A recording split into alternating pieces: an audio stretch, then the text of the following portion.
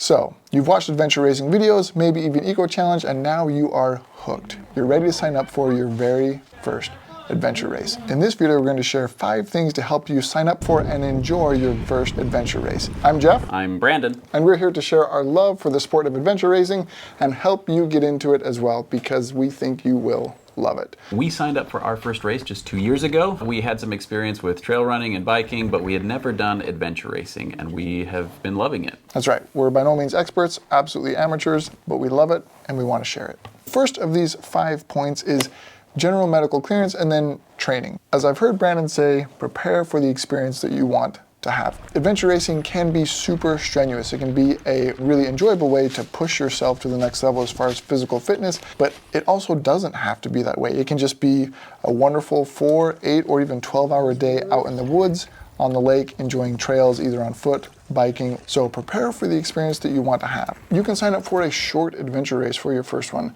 If you've watched ecochallenge or other AR things on YouTube, you've seen really long adventure races. You do you, but maybe don't do that for your first adventure race. I have heard of people who jump into the 24-hour race right off, and some of them have a great experience and they get absolutely hooked, and some people wish they'd gone a little smaller. But you can have a great experience no matter what you do. Just know what you're getting into. Yeah. I will say, I think, well, I won't speak for you. I loved our first, was it a 4-hour or a 6-hour? I think it was a 4. We actually got 3rd place. I think there's only 4 people in our division, or 4 teams in our division, but we got 3rd place, which means we were only the second worst team out there. And I'll tell you, the last race we did, we got our butts kicked by a 15-hour race, which was a great learning experience. We'll share some of that in some future episodes, but don't be afraid to sign up for a shorter one your first time out. If you're looking to push yourself, we definitely recommend checking with your doctor or a medical professional before going into it that far. We'll include some links to a couple of helpful training programs down in the description below. Don't wait until you feel like you're in peak physical condition before you sign up for your first adventure race. I know if we waited, we never would have signed up. So sign up for it and then prepare for the experience that you want to have. Before our first race, I think we had both done a lot of trail running. I had done exactly 1 mountain bike ride, and I hadn't paddled a canoe since I was in my teens, which wasn't yesterday. So, really, for your first race, short race, you don't have to go crazy. Don't create a mountain that you have to climb before you start your race. Just go out there and have some fun. Yep, yeah, that's exactly right. Point 2, you probably already have the gear that you will need. Let's rattle off what you're going to want for your first race. You're going to need a backpack. You probably have one. It doesn't have to be a fancy backpack, just something to carry some water, nutrition, and a few small items. You need clothing for the outdoors. People wear a big range of different stuff. Just wear something that's going to keep you comfortable outside for a few hours, or however long your race is. You need good shoes. This is critical. So wear some shoes that you know are comfortable, you know that work for you, that you've broken in as you've been outside on some off-road trails. We usually use trail runners, but we've seen people in hiking shoes or even just plain old tennis shoes. Next, you're gonna need a helmet and a bike. I say helmet first because that's really probably more important than the bike. Better to have a helmet without a bike than a bike without a helmet. Right? Yeah, exactly.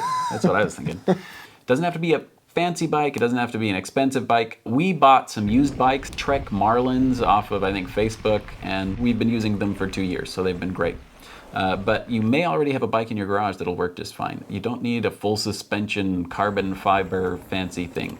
We both have hardtail bikes with just a front suspension, and they've been great. Next, you're gonna want a compass. Adventure racing doesn't have a set course. You're gonna have maps, and you're gonna use your compass and your view of the terrain around you in order to figure out where you need to go. We started out with cheap compasses that we found off of Amazon. They worked great for our first races. I think we both upgraded at this point, but for your first race, you don't have to get anything fancy. We'll put links in the description below to a budget-friendly compass that is gonna work great for your first race. Finally, you're gonna want some kind of a watch, because you're gonna have a specific amount of time to finish your race, and you are hopefully going to plan out how much time you're gonna spend on the different disciplines. So you wanna have a watch on your wrist so that you can check your progress throughout the race so you know that you're gonna finish on time. Just a couple of other smaller items. You're gonna want a waterproof case for your phone, a waterproof case for your map, and you're gonna need a first aid kit. For your phone and your map, you can really just use Ziploc bags for your first race. That's what we did. And then a first aid kit, that's something you're gonna wanna make sure that you have what you need. You can pick something up on Amazon. We'll put a link in the description below, or you can throw some stuff together for yourself. Each adventure race will give you a document called Rules of Travel that may list other required gear, rain gear, stuff like that. Make sure you check the particular race you enter if there's anything else that you need to use. The next thing we want to talk about is where to find an adventure race near you. There's a couple different helpful websites. For me personally, I've found that the website running in the USA is easiest to use. I know, Brandon, you like... You can find some races on usara.com. Yep, yeah, so check out those websites, and they list a lot of different adventure races. The thing is, some of these races are pretty small. They don't always make it up to these bigger websites.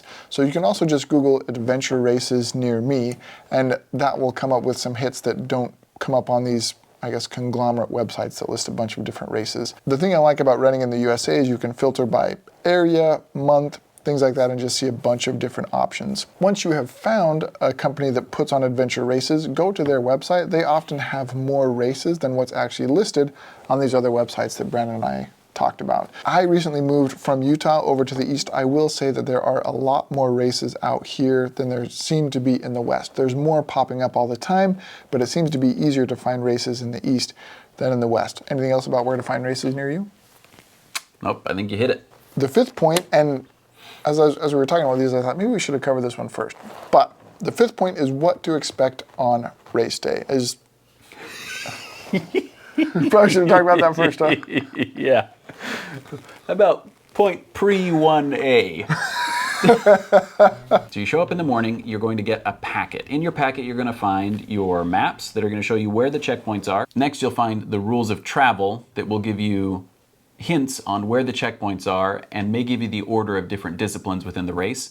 You're also going to get a passport. The passport is important because that is where you record what checkpoints you have been to. It could be a paper passport or it could be an electronic passport, but you're going to need to take that with you throughout the race. And finally, you're going to get your bib numbers. Much like in a road race or a biking race, if you've done one of those before, you're probably going to get 2 bib numbers, one to keep on you and one to keep on your bike.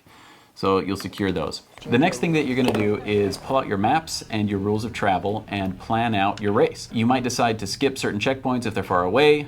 You might plan out how much time you think different legs of the race are going to take you so that you can make sure to fit everything in. But you're going to lay out a plan for how you're going to complete your race. After you've had some time to make your plan, you're probably going to have a meeting with the race director where you're going to get to ask questions, and he might share with you any updates or news about the race right before it starts. Now you have your plan, you've had your meeting, you're going to gather up whatever gear items you still need and head for the start line. When you think about towing the line at an adventure race, there may be one thing you're more nervous about than anything else, and that is, I don't know how to use a compass. I'll tell you that Brandon and I did not know hardly anything about using a compass when we entered our first few adventure races. We, of course, had them. We knew the general things about how to use a compass. Points north, you turn the dial, it helps you know which way to go. But as far as orienteering, we had zero experience. It was a short race, it was a small course, there were a lot of participants, and we never felt lost even though we really didn't know very much about using a compass. So don't let your lack of knowledge about orienteering or using a compass prevent you from signing up for your first race. I'm definitely not saying that it's not important. What I am saying is I think it's more important to sign up for your first race, a short one with a lot of participants on a small course, because that will get you experience, and that's really the best way to learn. If it's something you're super concerned about, there's a lot of great tutorials here on YouTube about how to use a compass, and you can even find a local orienteering club. That's something that Brandon and I did after our first 3 or 4 races. We thought, you know, we've really got to get better at this compass thing. Our races are getting longer, the checkpoints are further apart, they're further back into the woods. We really need to be better at using a compass.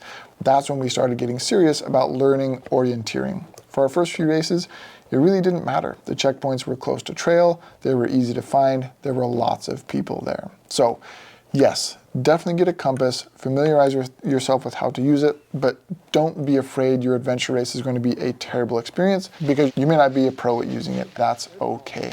Sign up for your race, have a great time, and the compass skills will come as you race more. And as Brandon mentioned already, we'll put a link below to our super affordable compass on Amazon that I used for our first few races. We'll share why we upgraded to some other compasses in some future videos, but you don't have to drop a bunch of money on an expensive compass or other expensive gear to enjoy your first or even 5th or 10th adventure race. It's just about having a great time out in the wilderness. There you go. 5 points in how to sign up and enjoy your first adventure race. We're excited to bring you more videos. We have lots more information to give you on all these points and others. If you have any specific questions, let us know in the comments below. Yes, we would definitely love to hear from you in the comments. Until next time, keep chasing checkpoints, and we'll see you out there. A budget. Somebody's flushing the toilet. No, we're glad they are. Go.